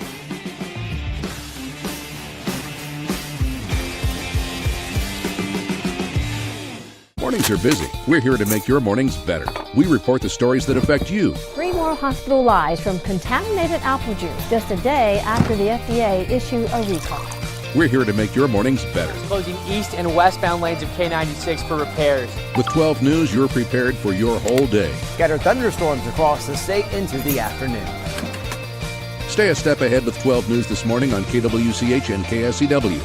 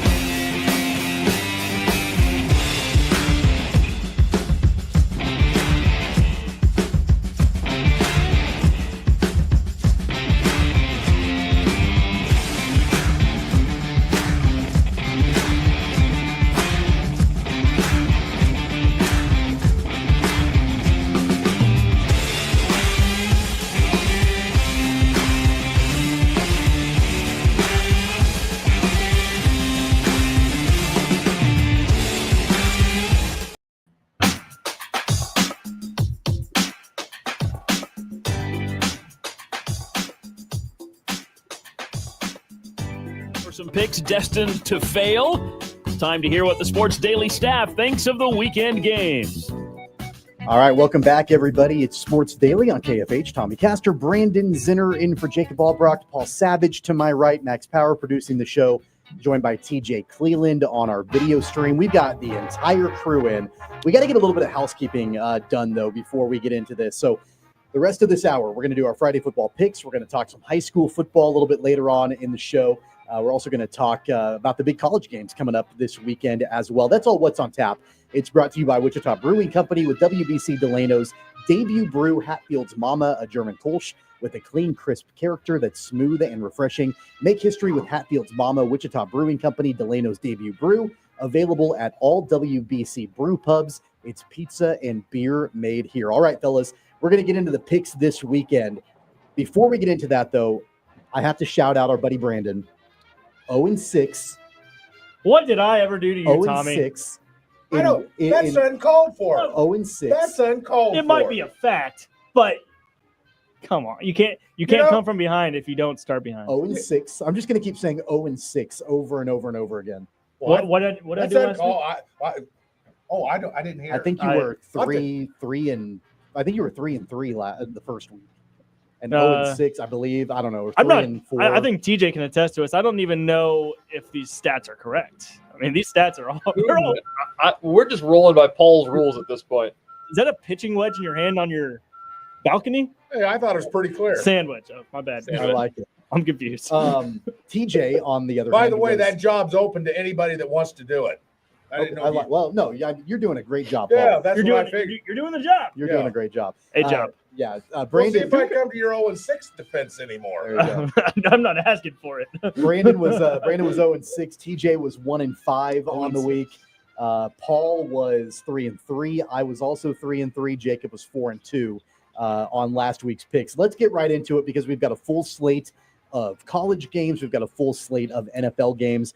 And boys, we're going to start on the college front. Michigan at OU. It's the only top 25 matchup in college football of the weekend. OU is a 4.5-point favorite in this game. TJ, let's start with you. What do you like in this one? I like Michigan. I think Bryce Underwood is really, really good. Watching the highlights of that last game, obviously they're playing New Mexico, but take it for what it's worth. But the fact just watching those highlights is like, man, this kid is going to be a baller. I think he's going to have a big breakout game. And a lot of people are going to know his name if they didn't know him already. For the casuals out there, give me Michigan. They're covering that spread. Brandon, how about you? Well, TJ went 1-5 last week. Let's not overlook that, guys. Come on. I said that. I said he went 1-5. I blacked out after you said I went 0-6. Now, Bryce Underwood did look great last week, but also we saw a lot of the situation that Bryce Underwood is in this league, a young quarterback going on the road, hostile environment, one of the best defenses in college football, Oklahoma. I like the Sooners to cover the spread this week. I think they get it done at home. Paul, how about you? You know, something about OU when they play at home. I'm not confident on Michigan yet. We'll see how things go. Both these teams have potential, but you know, Texas is getting a lot of play. A lot of Oklahoma people are going, "What's all this talk about Texas?" I mean, Archman, come on, give us a break. So there's a lot of pent up, you know, whatever it is with Oklahoma. I know Brandon took Oklahoma, and it gives me pause to take Oklahoma. But I think I'll go ahead and take Oklahoma. You would have picked Oklahoma if I wouldn't be after you. What's the matter? I love it. Okay. Jacob, who is not here today, I've got his picks, though, and There's no way he picks Oklahoma. He's also taking Oklahoma Wow. in this game. The Texas guy. He's taking OU and laying the 4.5. So we've got the three of you on OU. TJ is on Michigan. Sorry, TJ, I'm not going to give you an island. I'm also taking Michigan. I think it's pretty remarkable that, you know, they go from the situation that they had a season ago and it obviously coming off of the national championship and Jim Harbaugh leaving, and it didn't really go their way last season. But Sharon Moore is rebuilding this program. I like Bryce Underwood as well. I'm going to take the points on the road. I think it'll be a tight game, but I ultimately think Michigan will cover that spread. So we have 3 on OU and 2 on Michigan. Let's get to our in-state games. Fellas, it was a weird and odd game last weekend at the Bill in Manhattan as K-State narrowly escapes North Dakota. That was a game that I know a lot of us, I don't remember exactly who, I guess I could look and see who picked North Dakota to cover. So Paul, myself, and Jacob picked North Dakota to cover. So we won that game. Brandon and TJ picked K-State to cover at that minus 27. Obviously, that didn't happen at all. Right now, we've got the K-State game. They're laying 17.5 against an Army team that lost to an FCS team in Carleton State a week ago. Brandon, let's start with you. Do you think K-State can rebound and get that done? Spoiler alert, I might not pick this Cats team to cover a spread the rest of the year. 31-14 is going to be the score. The Cats win, but they don't cover. They only won by 17. You got Army, huh? How about that? Army to cover. Yeah. They might win. I don't know. Well, yeah.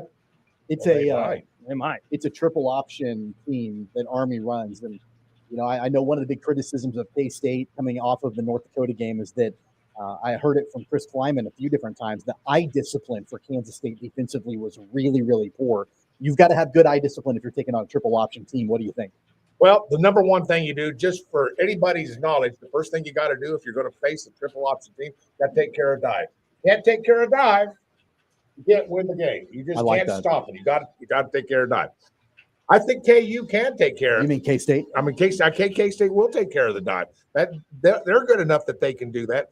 Fellas, I've always loved the service academies. I loved Army, Navy, Air Force. I love those guys because then pick them.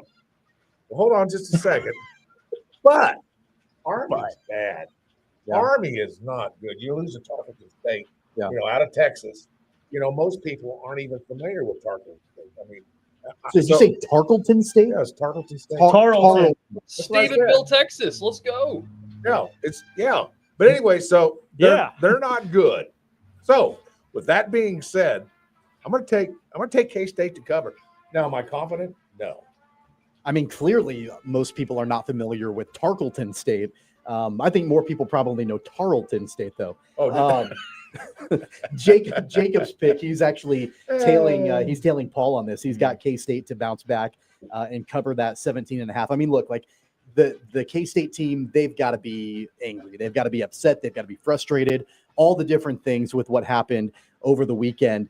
I think they'll bounce back, but I think 17.5 is a ton. I'm going to take Army to cover that. I'm joining Brandon on this. It's 2 against 2, TJ. What do you think? Are you going K-State and laying the points, or are you taking Army to cover? Well, first of all, I would have picked North Dakota if I would have known they had this star wide receiver on their team. His name was Owen. I can't remember his last name, though, but I think it was Owen 6. Sorry. That was a bad joke. I'm taking Army in this one. I think it's going to be like a 1-touchdown game. I'm not a believer right now. Avery's going to have to run for 200 yards if they want to cover the spread, and I don't think that K-State's comfortable with that right now, so give me Army to cover. Yeah, I mean, I wouldn't be surprised if it ends up being a 2-touchdown game, but even then, that's not enough to cover that 17.5-point spread. So we've got TJ, Brandon, and myself on Army. We've got Jacob and Paul on K-State and laying those points. Boys, this is the big matchup from the weekend for us. The border war, the border showdown. It's been forever since these two teams have played. A hostile environment for the Jayhawks going to Columbia, Brandon, you'll be there covering the game for 12 News. Jayhawks and Tigers, they hate each other. And this line is interesting. When I pulled it last night, I don't know if it's changed this morning, but KU, they were 6.5-point dogs on the road. So it's within a touchdown. That's a tough spread to pick. Paul, we'll start with you.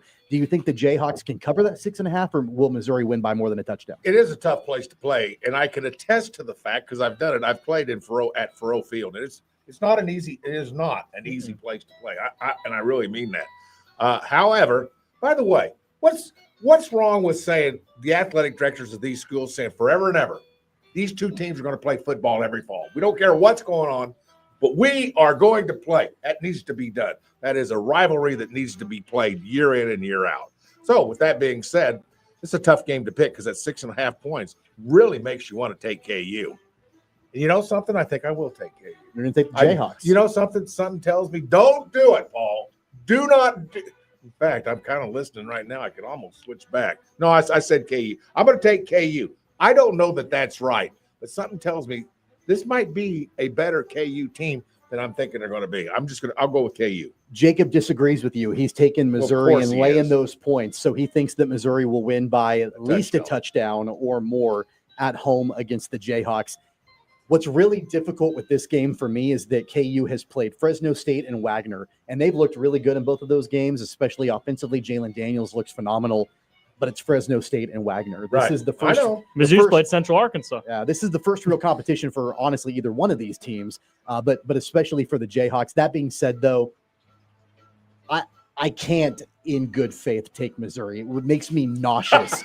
It makes me sick to my stomach to pick the Tigers. So Paul, I'm gonna join you. I have no logical basis for this other than the fact that I would probably be disowned if I picked the Tigers. So I'm gonna take KU and I'm gonna take those points. I thought I might be on an island. I thought you just might go.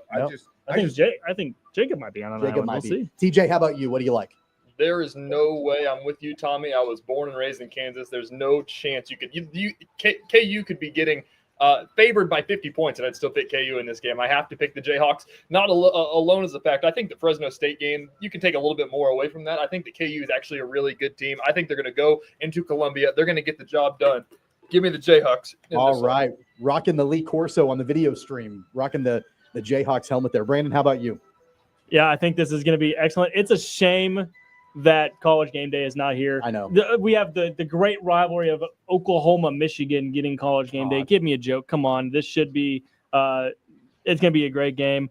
I think KU is going to do just enough to keep it close. I have a feeling we're going to get hooked, those of us that are on KU, but give me KU plus 6.5. So, I'm a Jalen Daniels believer. Did not see that island coming. Jacob's got a Missouri island there. I didn't see that coming. I'm surprised with you. You're a Missouri guy, right? Like you're from Missouri. I'm a journalist first and foremost. Okay, fair enough. It's more than just football. This rivalry is. I mean, there is deep-seated hatred between these two teams. How long is the contract on this thing for them? I think 6 years. I thought it was a 2 year. How long is it? 6 years? Maybe it's 2 years. Maybe I'm not a journalist. I don't know. I know they'll play each other for a while. Good. So that'll be good. It needs to go on after that, too. I'll do my journalistic research. How about that? All right. Let's jump over to the NFL now that we have the college big games out of the way. We're going to pick the Chiefs game last.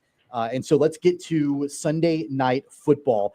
We've got this is the afternoon game, one of the afternoon games. Lions on the road at the Packers.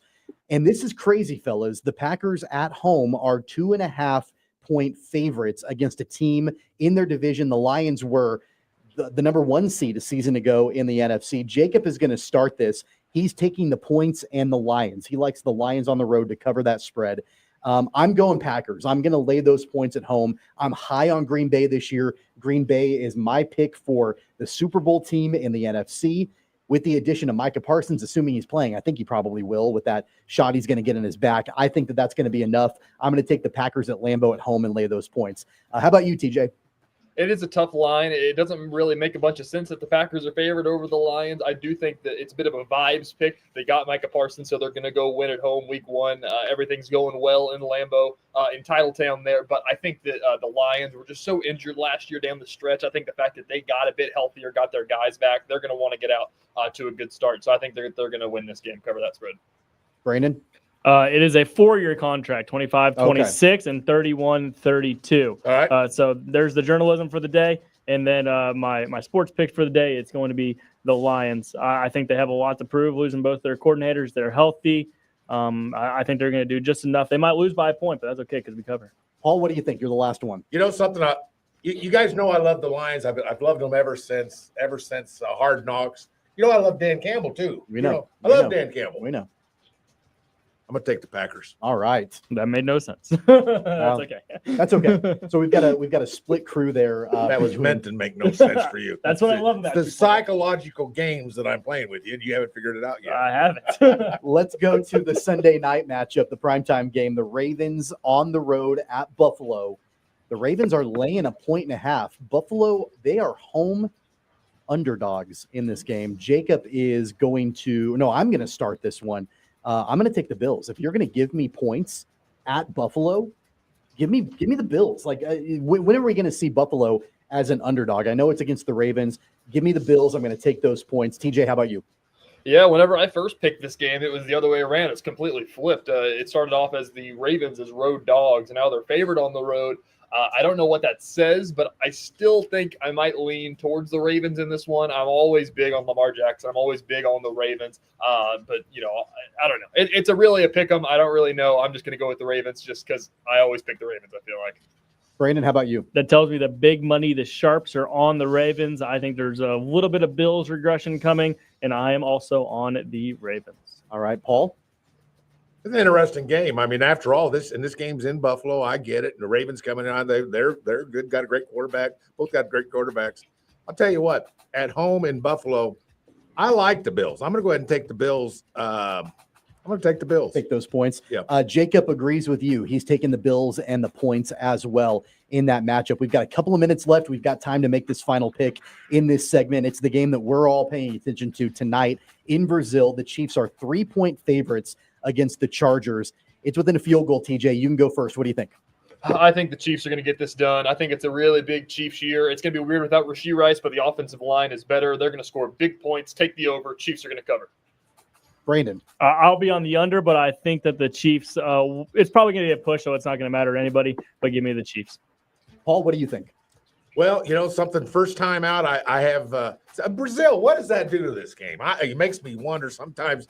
These kind of games are wacky. It affect one team. The travel of all this stuff will affect one team more than the other. We don't know about that kind of stuff.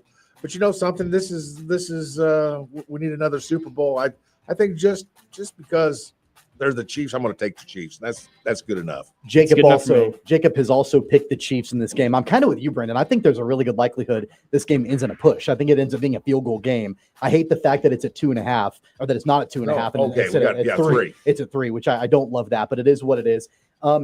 Has anybody picked the Chargers? Is everybody on the Chiefs? We're all on the Chargers. I mean, we're all on the Chiefs. The Chargers are available. That's a place for an island. Yeah, I'm going to take that island. Give me the Chargers. I got to do it. I mean, I would love, obviously, for the Chiefs to win. Just for the island, I've got to take the Chargers in that game. It's going to be a big one. Those are our picks for the week. We picked the 3 top college games, the 3 top NFL games of the weekend as well. And you know what? If you want to listen to the coverage of the Chiefs game, you can hear it on KNSS 98.7, the Chiefs Radio Network, and then on the AM 1330, the national broadcast of the Chiefs and Chargers as well. We'll have coverage for you all night long here on the Odyssey family of stations. Fellas, I appreciate it. And we're going to talk some high school. It's just around the corner. We've got week 1 of the high school football season. TJ is going to stick around. We'll have that conversation about high school football with Catch It Kansas and all of that coming up. On the other side of this timeout, our thanks to Crestview Country Club for their support of the program. It's going to be a beautiful weekend of golf. I plan on doing that out at Crestview this weekend. So it's going to be a lot of fun. We appreciate Crestview supporting the program. High school talk. Catch It Kansas on the other side. Don't go away. I went 0-6 last week. You went 0-6 last week. We're coming right back.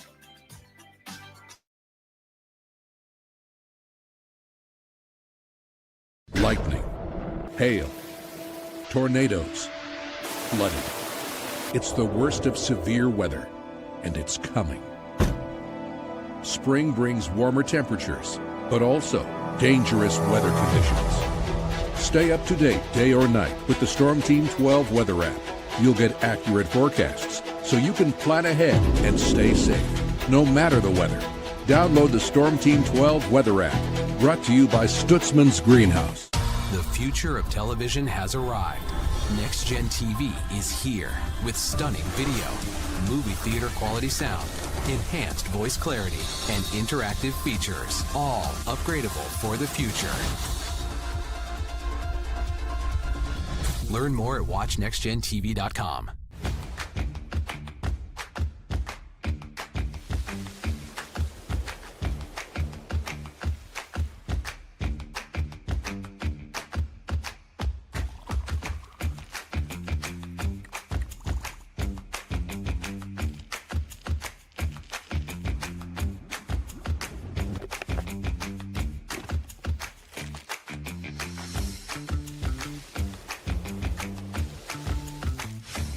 Canvas of our imagination. They tell a story. Clouds affect the events of your day.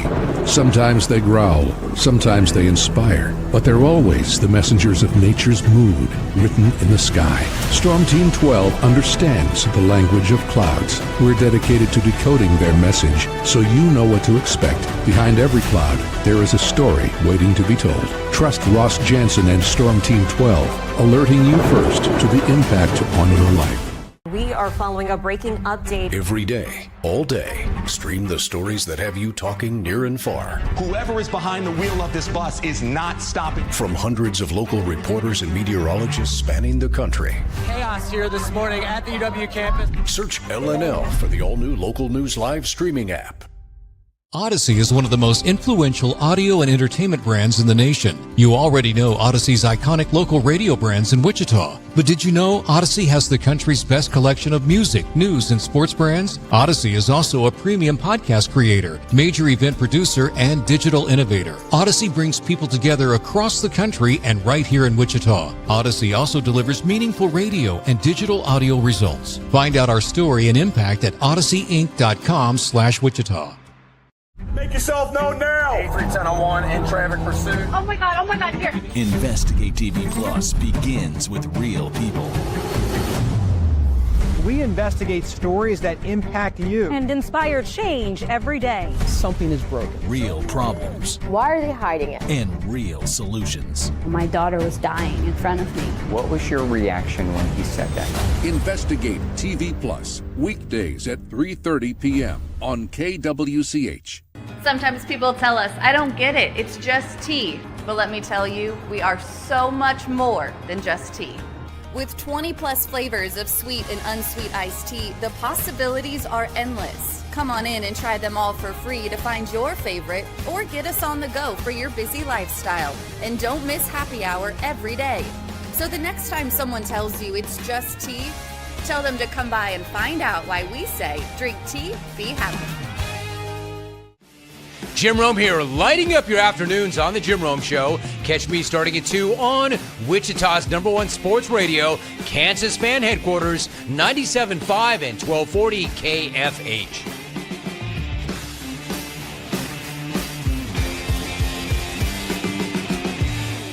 Mornings are busy. We're here to make your mornings better. We report the stories that affect you. 3 more hospitalized from contaminated apple juice just a day after the FDA issued a recall. We're here to make your mornings better. Closing east and westbound lanes of K96 for repairs. With 12 News, you're prepared for your whole day. Scattered thunderstorms across the state into the afternoon. Stay a step ahead with 12 News this morning on KWCH and KSCW.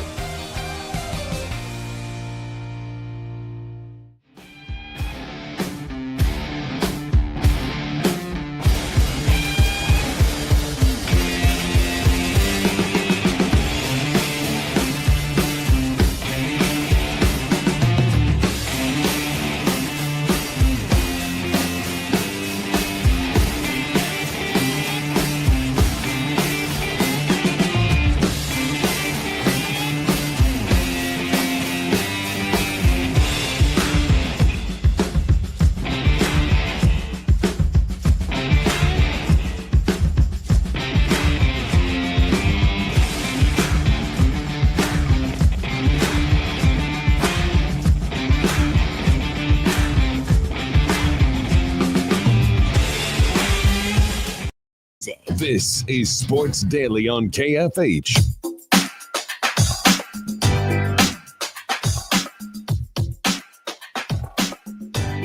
You can stream your local NFL game all season long, kicking off with the juicy Week 1 matchup between Detroit and Green Bay, starting at just $30 for your first year. That's like $250 a month. Visit ParamountPlus.com/NFL to get started today. Welcome back, everybody, to Sports Daily.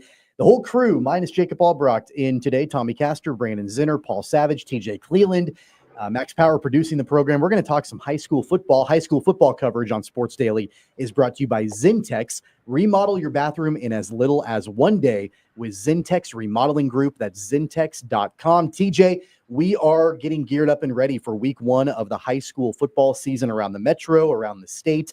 There's not a whole lot we know about a ton of different teams, and we haven't had any results in the books yet, but what are you guys over at Catch It Kansas paying attention to the most here at Week 1? Yeah, there's some pretty good slew of games in Week 1. You're muted. I'm muted. Can you hear me now? 1, 2, 3. We got you. No, we got you. We're good. There you go. There's a pretty good slew of games Week 1. It should be an awesome Week 1. We're going to learn a lot about a lot of teams. There's a lot of really good teams a year ago that graduated a lot of guys, but there's a lot of guys that are stepping up into big roles. There's a lot of underclassmen that I'm excited to see what they're going to do as seniors, juniors, and seniors this year. So I'm really excited about what we're going to have. We got a couple penciled in for our game of the week, other games that we're watching. We got about 9 or 10 different games tonight for everybody on the Catch It Kansas show. So going to be a busy night, but should be awesome. Brandon, I know that, over the last few weeks, you've been out and about, covering different programs and talking to different head coaches. Are there any programs in particular that in your conversations with the coaches or whatever, you feel like there's an attitude or an environment of potential state champions? Yeah, this is going to be a shock to nobody, but Derby and Northwest. Sure. I'm sorry, Paul. Shocking. But they both have real hot take over here. They both have things really going in the right direction. So much Division I, high-end Division II, FCS level talent at both of those programs. I would not be surprised to see either of them playing in the final week of November. And then I think if you go down the road as well, Great Bend, they probably feel the same way about them. They start tonight at home against a good McPherson team, but they have Ian Premer, the number 1 player in the state for this year. And then the next class coming up, they also have the number 1 player in the state, Cooper Omont, a name that we talk a lot about on the Catch It Kansas show, but a name that people are going to learn more and more about over the next 2 years as well. So I think those three teams might have some of the best talent in the entire state. Paul, you're back on the sidelines again for another season with East High School. You guys play Heights tonight at South.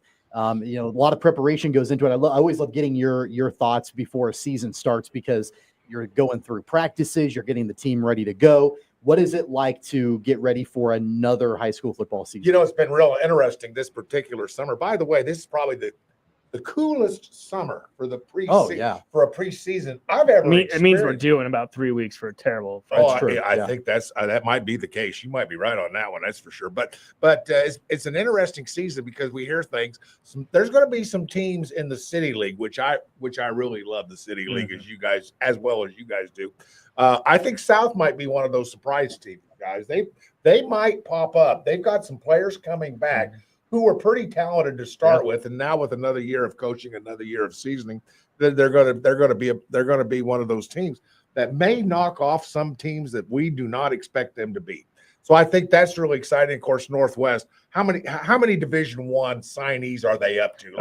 They have 9 or 11, 9, 12. Yeah. What is it? They have 9 with Division I offers already. There you go. So, and there'll probably be another 1 or 2 coming up. They're so talented. You don't even know. It's almost a crying shame. 2 more, and they have a whole starting 11, won't they? Of Division I kids. They're going to be off the charts. And are they going to be a head and shoulders above everybody else? I don't know. Maybe. Could be. Might be. Any given Friday. Any given Friday. We'll just see what happens. Capen's going to be good. East is going to be good.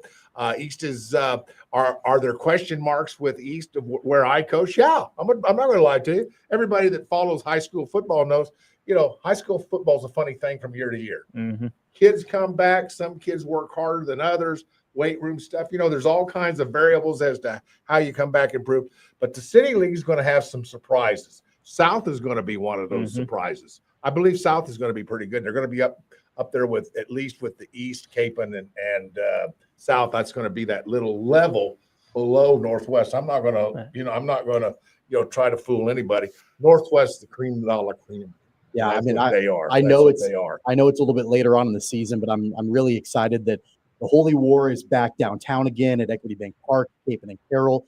That's always an incredible matchup, and I'm glad that it's smack dab in the middle of the city. But TJ, going back to you for week number 1, you said that there were a couple of matchups that you guys have circled and penciled in.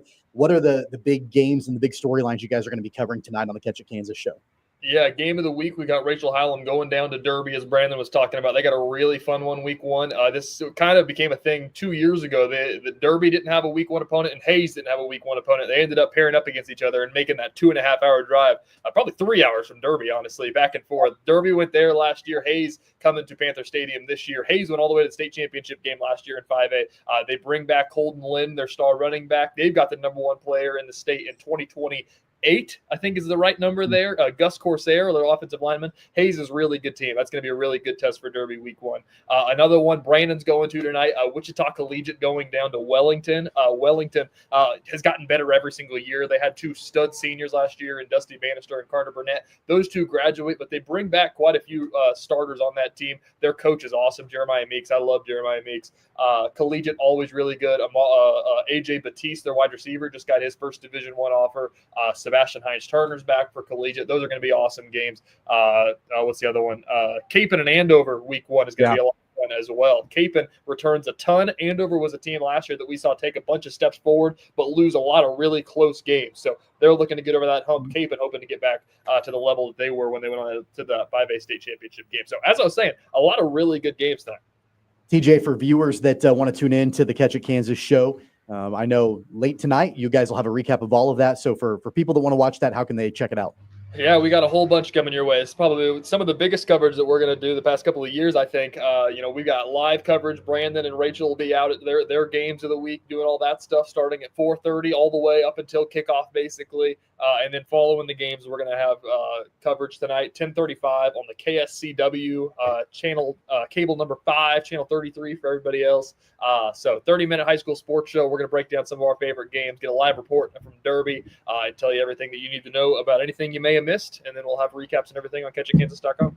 All right. We also have a brand new show here on KFH that will debut tonight. It's the Kansas High School Scoreboard Show that's statewide, so you can get statewide scores that will be debuting here on KFH tonight. At 10 o'clock is when that will go. Now, if the Royals game runs late, then it might be preempted a little bit, but the plan is to air that at 10 o'clock tonight. The Kansas High School Scoreboard Show on KFH is brought to you by Zentex. Remodel your bathroom in as little as 1 day with Zentex Remodeling Group, Zentex.com. Fellas, with the time we have left in this final segment, other than our pick segment a few minutes ago, we really haven't talked much today, at least, about KU, Missouri, K-State, Army. So with the time that we have left, very quickly, Brandon, I'll start with you. KU, Missouri, you're going to Columbia. What are you looking forward to most in this matchup? One, I'm looking for poise and discipline. Can they go on the road? Can they keep their heads cool? Can they not turn the ball over? Can they not commit dumb penalties that turn 3rd and longs into first downs? We haven't seen KU put in that position this year, but if we know Lance Leipold, that's to me the one thing that grinds his gears is just beating yourself. Jalen Daniels, he's going to be cool around him. Jeff Grimes isn't here to ruin the fun. Yeah. Unfortunately, I've beaten Jeff Grimes down these last 3 weeks. I'm sorry. But yeah, can they just not do things to beat themselves? If so, I think they have a great chance to go on the road and upset the Tigers. Paul, you said in our pick segment that you've played at Missouri before. You played in that stadium. Yeah. It is the definition of a hostile environment, especially when Kansas comes to play there. What are you most looking forward to in this matchup? Well, here's the thing: we all know that KU is pretty good in their special players, their receivers, their quarterback. Obviously, we think they can run the football. My question is, when you step up into a game with an SEC team, you got to be physical. How good are they up front? We're going to find out. I'm going to watch most of that game. And when I watch that game, my eye is going to be, I want to kind of watch it and see which way the offensive line goes for KU. Does it go forward? Is it stalemated? Does it go back? How about the defensive line? Are they able to take the aggressive offensive line for an SEC team and neutralize it and play football? That's what I want to see. Physicality. That's the thing to watch. The team that's the most physical in that particular game, both teams got good skill kids. I think the team that's most physical in that game wins that game. And this game also hasn't been played on campus since 2006 because it was at Arrowhead all those years to end it. So I mean, this is just we're talking 20 years in the making. It's gonna be awesome. TJ, I know you and I talked about it in depth yesterday on the program. Your final thoughts on the KU Missouri matchup tomorrow? Yeah, as Brandon was saying, I'm just really excited to see Jalen Daniels. It feels like so far, it's a small sample size, but this feels like the 2022 Jalen Daniels, not the 2024 Jalen Daniels. This is going to be his first real test against an SEC defense. I think he's playing awesome. I think he could be poised for an awesome year. So I'm going to watch the quarterback play. A lot of questions about Mizzou's, but I think it's a great opportunity for Jalen Daniels to put on a show and get that national recognition back pointed as well. I'll go back to you, TJ, with the couple minutes we have left. Real quick, K-State Army again. We talked about it in depth yesterday. There are significant challenges right now in Manhattan. How do they get this done against Army in a decisive way? I think what everybody's talking about that I think would take this team leaps and bounds further. I know Avery Johnson has put up a lot of great stats, but the way that he has been playing, the way that they've been having him play is just kind of limiting this team. You saw what he did his freshman year when he ran for 5 touchdowns against Texas Tech. A tweet that popped up from our friend Ema Caleb that Brandon and I love so much. He said, I hope that Avery watched Jalen Hurts last night because that's what we need to be seeing from Avery, the way that he can run and throw the ball. I hope they open it up a little bit more. If they do that, they can cover this spread easily. They could be a real Big 12 contender, I think. But as it sits right now, I don't think they can. Yeah, they got to get unlocked a little bit. And Paul, that game against North Dakota, K-State should have lost that game. Let's just be real honest about it. They should have lost that game to an FCS team. You've been on the sidelines. You've been in locker rooms. How do you get a team to bounce back after such a disappointing outing? Well, that's a good question because right now I don't think there's anybody in the state of Kansas that's a fan of Kansas State that is thinking to themselves, my goodness, we're a contender for a Big 12 championship. Nobody's thinking that. So that's a really good question. But I guess it's baby steps. You take them one game at a time, or as a coach would think, we're going to take one practice at a time. You bounce back. You do the things in practice. You show intensity in practice. You show concentration. I mean, it's baby steps because right now this is a team that's not confident. Yeah. I don't think this is a team that understands just how good they can be. I really don't think they have the confidence within the body of this team to say we're pretty good. Here's what we ought to be doing. This team is struggling to find their identity right now. And it is a team with no identity at this point. Brandon, I'll tell you, there's going to be rioting in the streets if in Manhattan if K-State has the same kind of outing tomorrow as they did last week. Yeah, there's only going to be one guy smiling if I'm not saying he's rooting for it, but Jerome Tang will have a huge weight off of his shoulders if K-State does lose this weekend because all the attention will turn away from him and the setbacks that his program has had the last 2 years. If the Wildcat football team loses this week, I don't think that's going to happen. I think they're going to take a step forward, be able to exhale a little bit. It'll be a little bit comfortable. Again, I picked Army to cover the spread still, but it's still a long season. We have another 3 months of breaking down. I did not see that take coming. I did not see that coming. Nobody's talking about this. It's Fort Riley Day in the bill, and they're playing Army. There's got to be something there. Yeah, it's two major matchups this weekend that we'll recap on Monday's show. No doubt about it. We've got more Sports Daily coming up for you. Thank you, fellas. Appreciate you joining us. We'll be back after this. It's Sports Daily coming right back.